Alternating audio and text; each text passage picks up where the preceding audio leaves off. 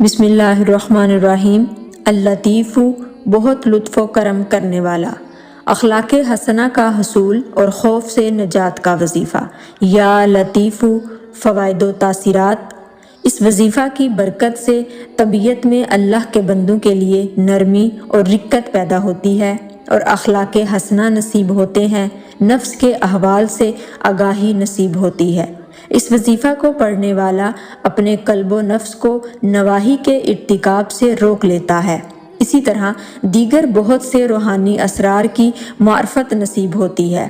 اگر وظیفہ مکمل کر کے آخر میں اس طرح الفاظ دہرائے جائیں تو خوف سے نجات ملتی ہے، جیسا کہ لا تدرکہ الابصار وہو یدرک الابصار وہو اللطیف الخبیر۔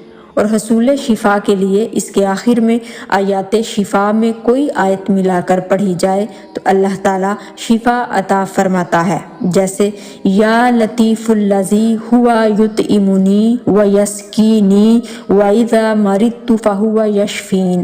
اس کے علاوہ فتح مشکلات کے لیے بھی اس اسم پاک کا وظیفہ بہت مفید ہے۔